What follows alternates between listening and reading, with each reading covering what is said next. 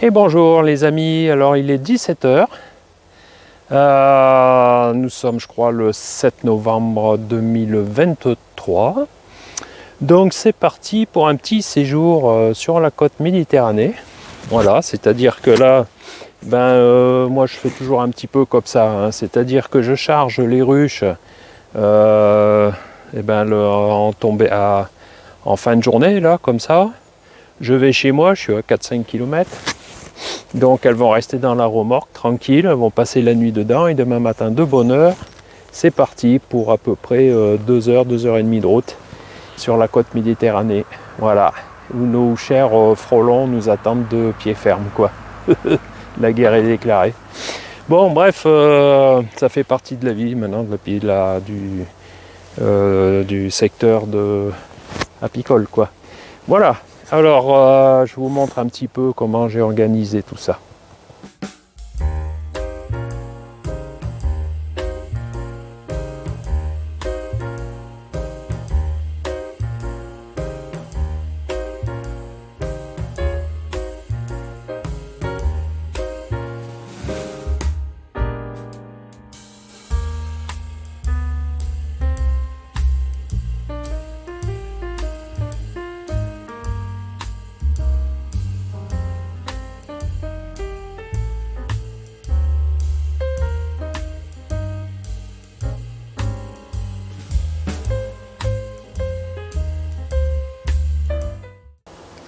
Voilà, donc j'ai fait 2 couches de ruches, hein. Il y en a 10 en bas et 10 au-dessus. Toujours pareil, je passe toujours la sangle derrière, ce qui fait que ça fait un blocage.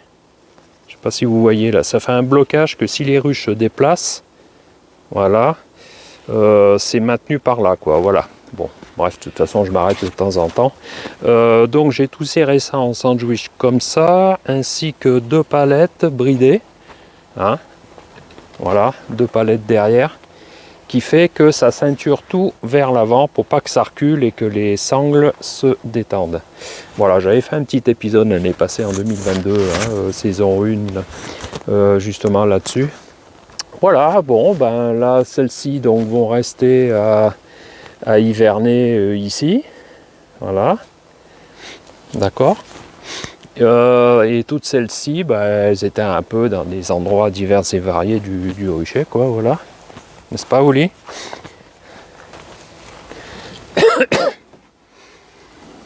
Donc, qu'est-ce que j'ai prévu là-bas en lieu et place? J'ai des palettes. Sinon, j'ai des supports, hein, que vous connaissez, ce que j'utilise. Moi, là, c'est des supports Nico. Voilà. J'en ai 1, 2, 3, 4, 5, 6, 7. J'en ai 13, plus 8 palettes que j'ai là-bas. Ça devrait faire le taf, quoi. Hein. Voilà, j'ai toujours un peu des sangles à 4 francs 6 sous, là. Toujours des portières genre mousse, métallique, de rechange, etc. Ça, c'est ma caisse à sangles. Enfin bon, voilà, voilà. Et j'ai pris aussi, rarement, mais une ruchette. Voilà, je l'ai mise là. Une ruchette 5 cadres. En fait, c'était une histoire d'un essaim que j'avais sauvé et qui est juste sur 4 cadres. D'accord? D'ailleurs, j'aurais dû repérer 4 cadres. Bon. Voilà. Donc celle-ci va descendre en bas parce que ici, elle aurait pu hiverner ici, hein, mais bon, après je la transvaserai, tant pis. Chose que j'aime pas à faire parce qu'il faut que je descende des ruches quand c'est comme ça, mais bon. Voilà, ça c'est ma ruche d'élevage de rennes, hein, donc là elle va hiverner ici. Voilà, n'est-ce pas, Oli? Voilà.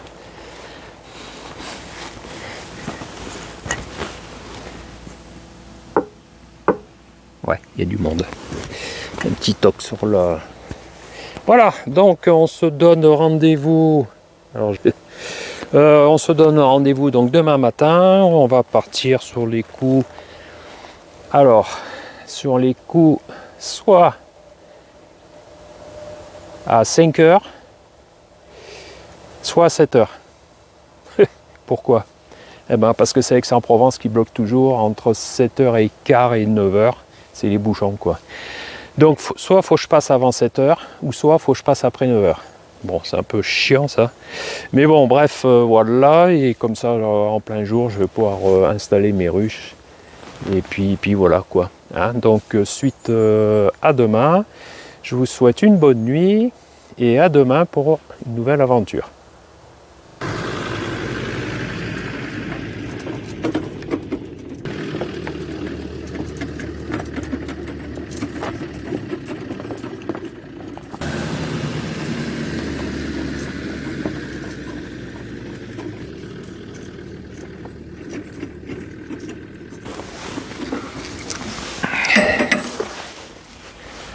Et salut! Alors, vous avez bien dormi?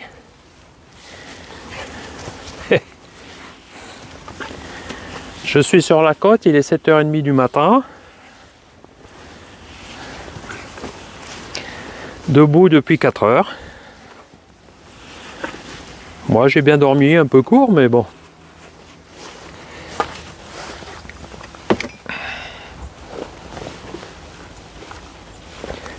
Donc voilà. J'ai bien roulé, j'ai pas vu les bouchons d'Aix-en-Provence parce que je suis parti tôt ce matin. Voilà, je suis passé à Aix-en-Provence à 7h moins le quart. Donc du coup 7h moins le quart, pas de bouchons quoi, voilà. Alors je suis arrivé tôt ici évidemment. Voilà. Bon, donc là je viens de désangler toutes les ruches.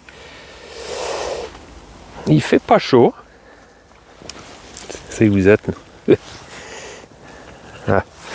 Il fait vraiment pas chaud. Il doit faire je sais pas combien. Voilà, les abeilles ont un peu froid. Mais bon, elles vont se réchauffer. Voilà, allez, petit à petit, je vais décharger ça. On va s'équiper. On va s'équiper et c'est parti. Allez.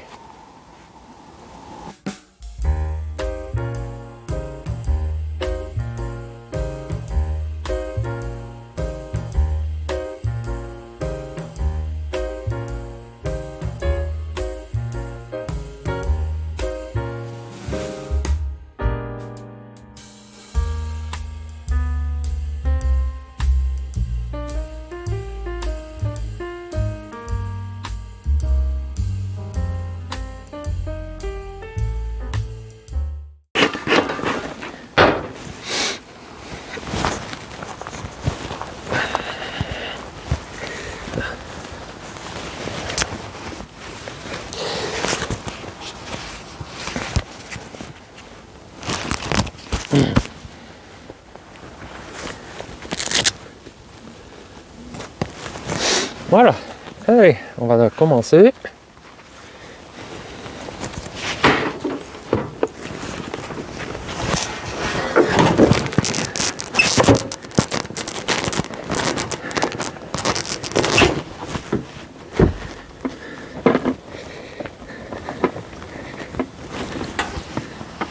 Alors celle-ci n'est pas très lourde, j'aurais dit. Est-ce que c'est celle-là ou pas? Oh, con.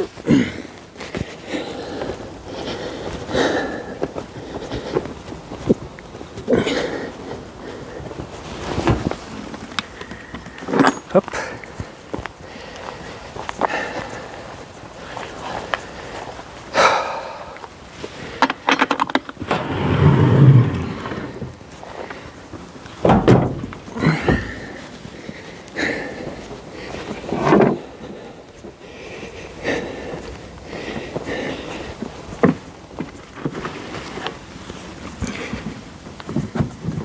Là. On va mettre une là. Allez, encore deux.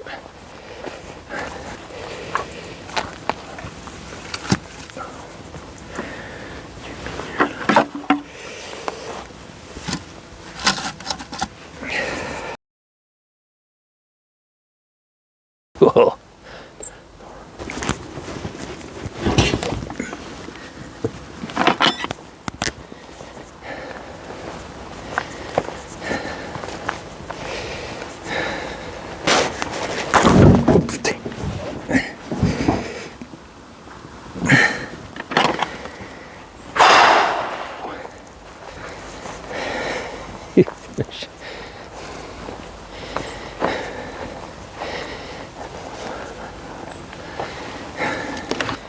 T'aimes bien être sur la vidéo, toi, non?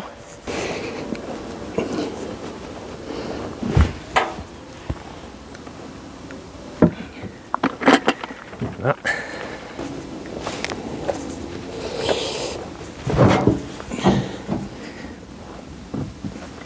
Voilà, alors, donc là on a fini la mise en place, et là ce qu'on va faire, c'est qu'on va enlever les portes d'entrée pour pouvoir enfin les libérer.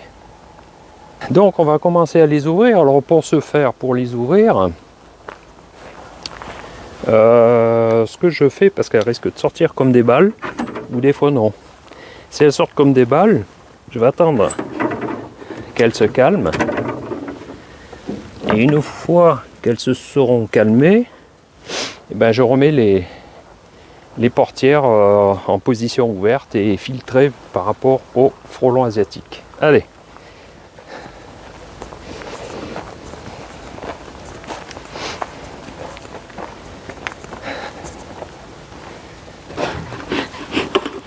Alors je les ai installés en catégorie essaim, parce qu'en fait j'ai 17 essaims là, et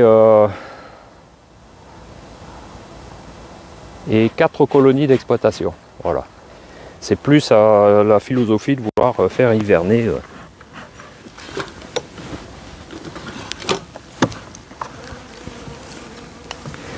Alors si elles sont calmes, je remets aussi sec l'entrée. Et si elles sont excitées, elles sont calmes quand même. Quoique.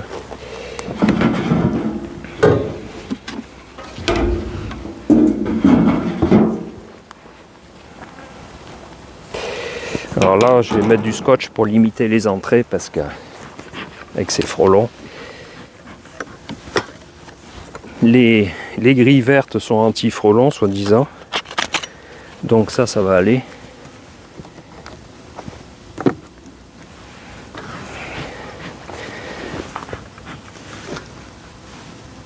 Par contre, les grilles blanches, va falloir que je limite à 6 trous de...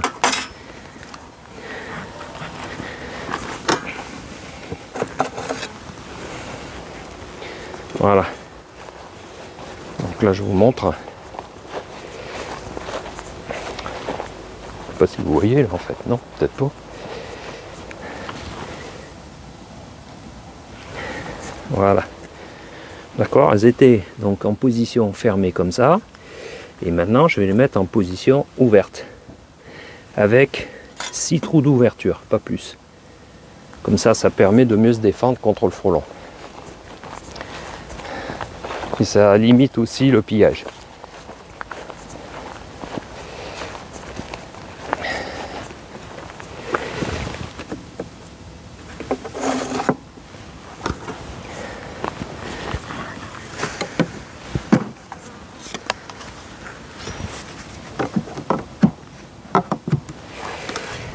C'est ça qui est important. Alors celle-là, il faut que je la limite. Alors il y en a autant qui sortent vite, comme des bombes, et autant d'autres que non. Ça dépend. Donc toutes celles-là, il va falloir les limiter.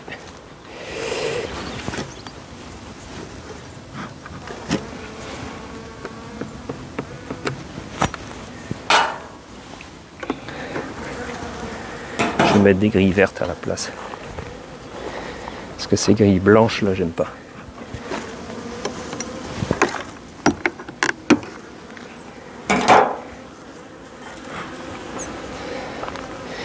Donc j'en fume un peu pour les faire reculer quoi.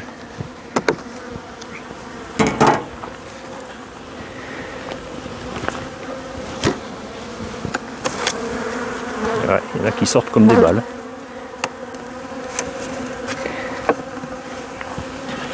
Des fois on pourrait penser que celles qui ne sortent pas, la colonie est morte. Mais non, c'est pas le cas quand même. C'est qu'elles sont plus calmes. Ça pourrait arriver, oui.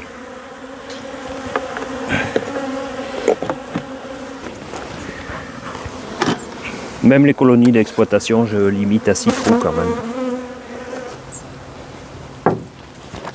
Alors, donc celle-ci, il y a du scotch. Par contre, celle-ci, non.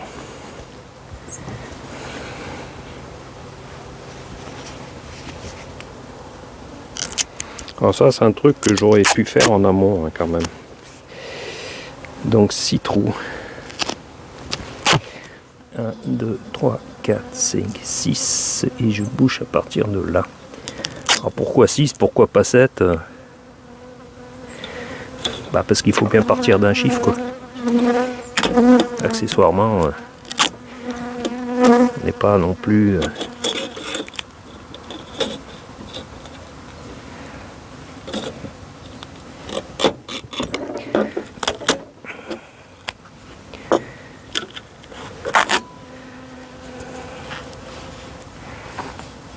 Voilà, déjà on va en mettre 2.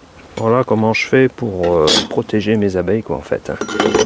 Le plus possible.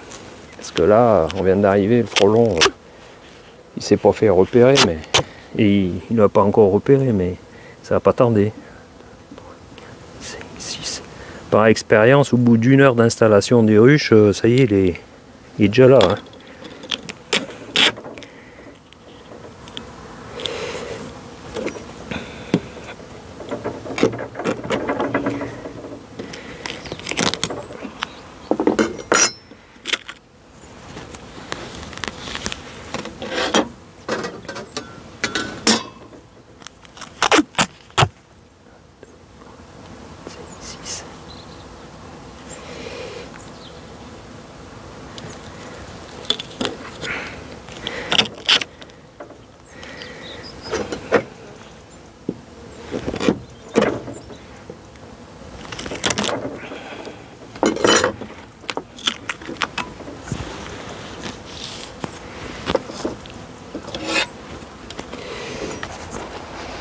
Alors le frelon, sous ses entrées vertes, il finit par y arriver à rentrer quand même. Hein.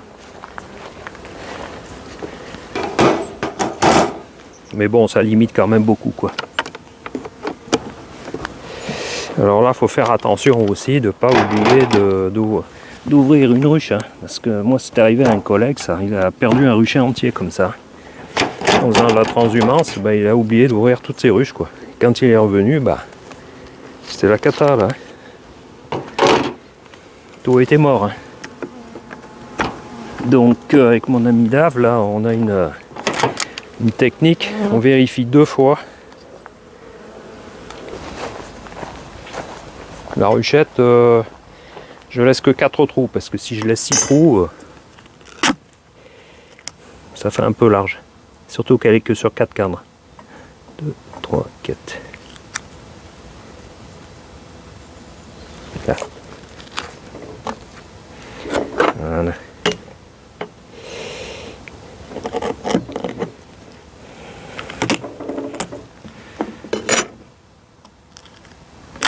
Voilà, puis après le scotch, je le replie derrière. Hein. Simplement. Hein. Alors, ce que je fais aussi, c'est que j'alourdis les toitures de ruches. Parce que ici, quand il y a du vent, du mistral, ou etc., je préfère faire attention à ça, quoi.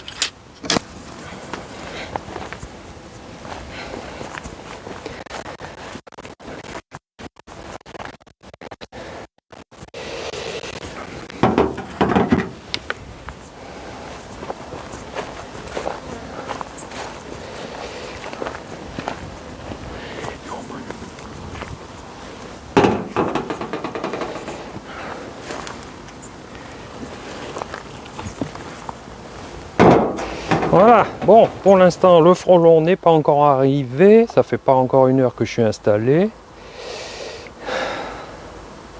Sachant que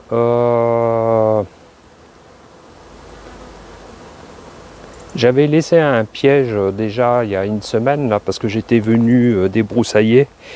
Donc j'avais mis une colonie morte là avec une hausse piège frelon asiatique. Je vais vous montrer ça d'ailleurs.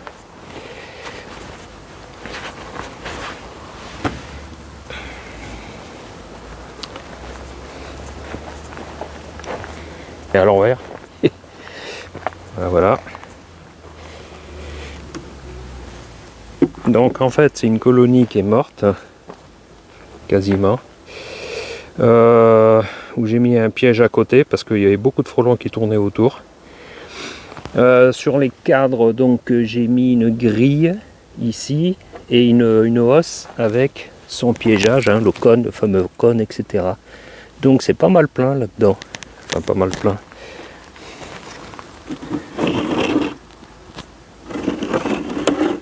Il y en a qui bougent encore. Regardez.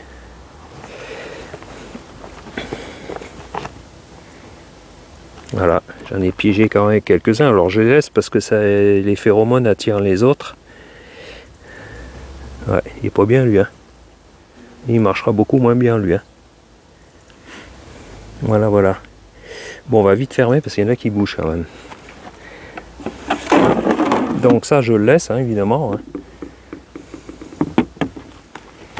Celui-ci, est-ce qu'il y a eu quelque chose ou pas? Parce qu'on voit pas trop là. Pas plus que ça. Ouais. Pas plus qu'il n'y a rien là. J'ai l'impression qu'il marche pas bien cela.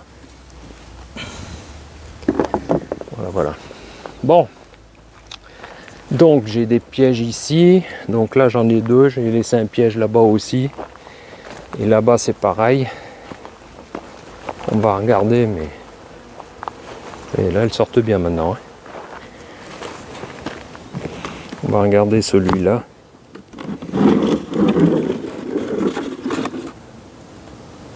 Si, il y en a deux là. Alors ce que je vais faire, c'est je vais mettre des... Ah oui, j'ai prévu ça. Des opercules de cire. Ça les attire grandement ça. Merde, c'est quoi ce truc là? Ah oui, peu cher. Et ouais. Allez, on va mettre des opercules de cire.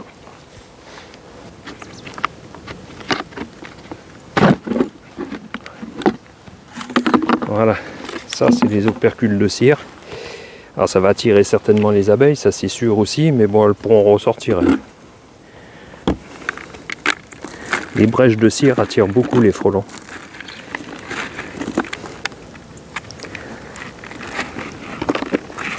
On va mettre là. En fait, on va en mettre un peu de partout, quoi. Faut que j'en garde aussi pour la maison, parce qu'il y a des frelons, il y a partout, il faut cavaler derrière. Hein. Hop, voilà. Pour ici. On va faire pareil pour les autres.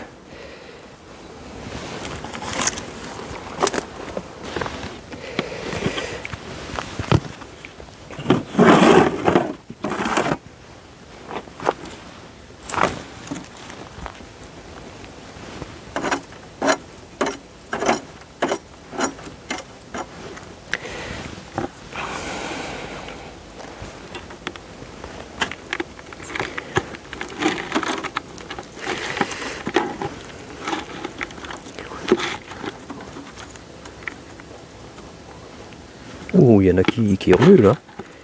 Ils ont pris un coup de froid, c'est tout. Ouais.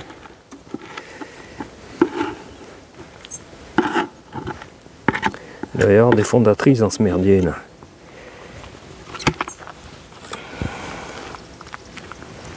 Ouais, il y en a qu'à. Faut surtout pas les faire sortir. Hein.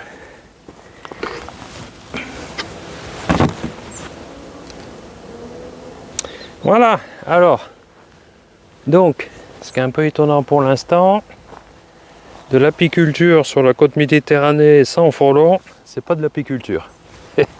On en vient là, quoi. On va attendre un petit peu, parce que là, de toute façon, Alors, donc récapitulatif, je les ai mis en place, etc. Toujours bien exposé côté sud. D'accord.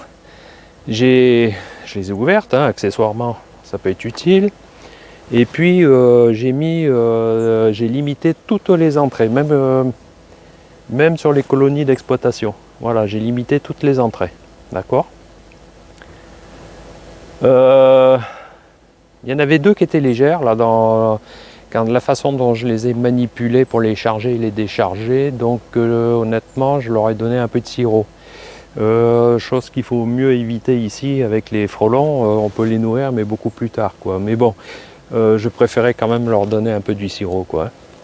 Voilà. Donc on a alimenté les pièges. Je vois pas ce qu'on peut faire plus. Voilà, on a fait tout ce qu'on pouvait. Elles sont bien en place. Voilà. Et puis bon, là-dessus, on se donne rendez-vous pour un futur épisode. Allez, au revoir.